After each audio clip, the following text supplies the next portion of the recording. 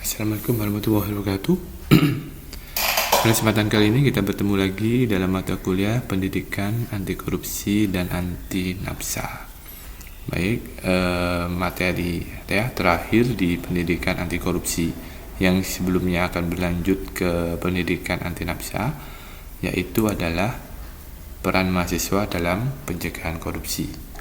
Nah, ini peran strategis mahasiswa. Jadi adanya gerakan mahasiswa, ya, kebangkitan nasional. Nah, ini dari Sumpah Pemuda, Proklamasi Kemerdekaan, Tritura, ya, ini asalnya, ya.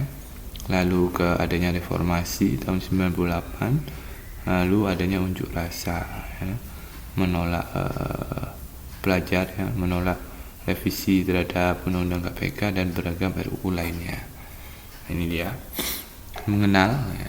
Sebelum mencegah, pastinya harus mengenal perilaku koruptif atau korupsi. Ya, kapan suatu perbuatan disebut koruptif atau korupsi, ya? Yang pertama adalah mengingkari integritas, yang kedua adalah melanggar hukum, ya, kesepakatan, aturan, dan undang-undang. Yang ketiga adalah merugikan pihak lain atau orang lain, lingkungan, dan sistem. Nah, ini contoh-contoh yang dilakukan oleh mahasiswa, ya, yang lingkupnya merupakan koruptif, ya, tindak koruptif. Yang pertama adalah titip absen. Nah, titip absen ini adalah tindakan korupsi yang paling dasar, ya, yang mungkin sudah umum di kalangan adik-adik mahasiswa semua, yaitu titip absen. Ini nggak boleh, ya, tidak boleh dilakukan karena tindakan ini adalah melanggar integritas dari diri sendiri. Nah, yang kedua adalah seakan-akan hadir di dalam kelas padahal tidak. Karena tidak absen, seakan-akan hadir padahal tidak. Ini adalah salah satu tindak korupsi yang dilakukan oleh mahasiswa. Yang selanjutnya adalah plagiarisme. Ketika Anda membuat tugas dari dosen atau nanti, ya, pada saat kalian menyusun skripsi, hindari, ya, tindakan plagiarisme atau mencontek dari tugas dari teman, ya, atau skripsi dari orang lain. Ya, karena ini sanksinya berat ketika nanti ketahuan.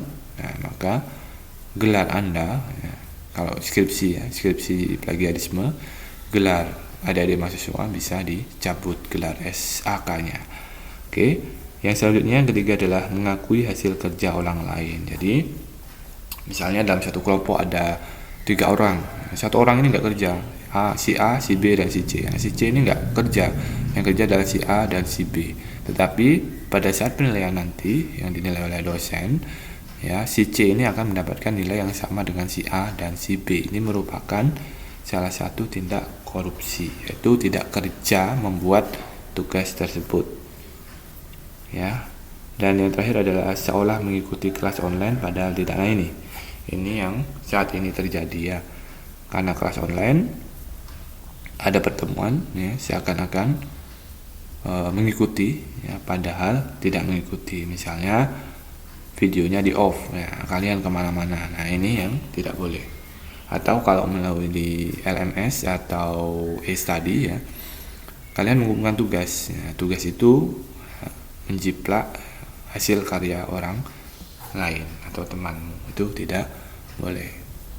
Oke, apa itu koruptif yang pernah kamu lakukan? Nah, di sini adanya proses perbaikan, ya, dari ini tadi, tindakan mana yang paling sering dilakukan? Paling yang titip absen ini, ya, karena ini adalah sikap yang paling dasar. Nah, itu yang harus dihindari.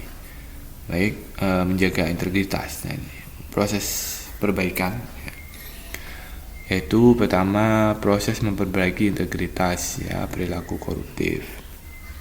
Ini harus dilakukan, ya, karena seseorang yang memiliki integritas yang tinggi, ya, maka mereka tidak akan melakukan tindak korupsi. Lalu komitmen memperbaiki perilaku. Nah, ini komitmen ini sangat penting dijaga untuk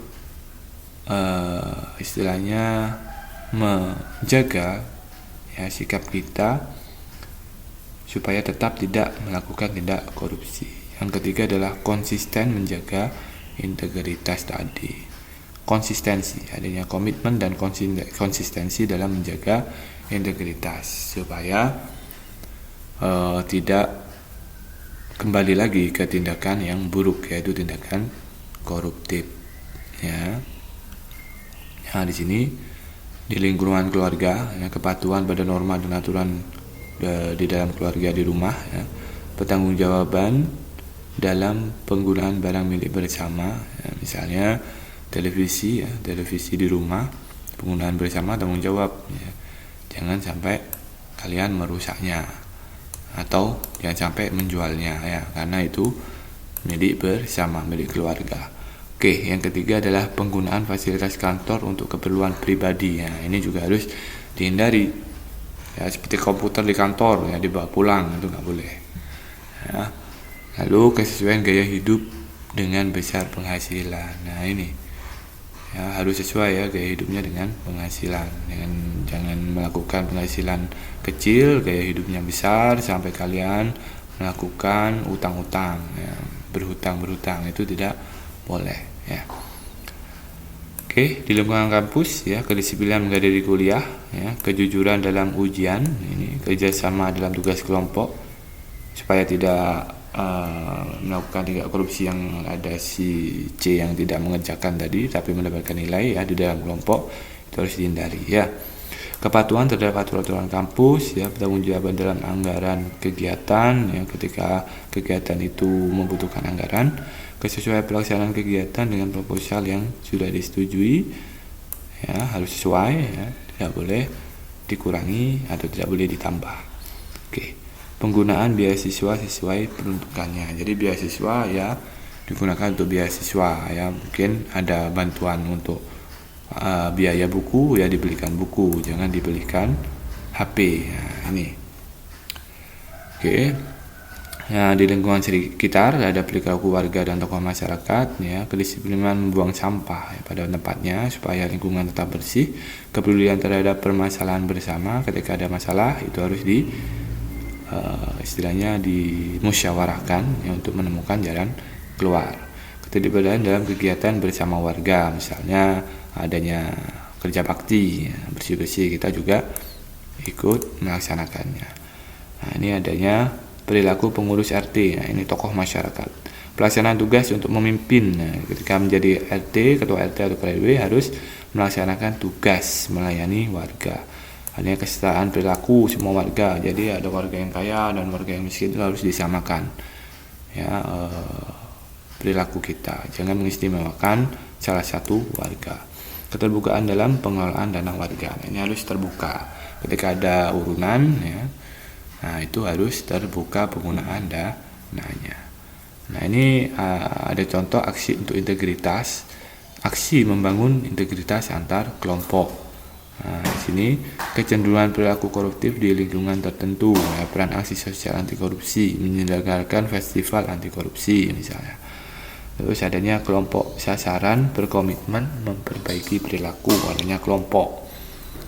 Ya, untuk kelompok sasaran konsisten berintegritas. Nah, di sini langkah untuk menyelenggarakan aksi anti korupsi. Di sini ada persiapan, adanya perencanaan, lalu adanya pelaksanaan dan dievaluasi. Apa yang kurang harus diperbaiki.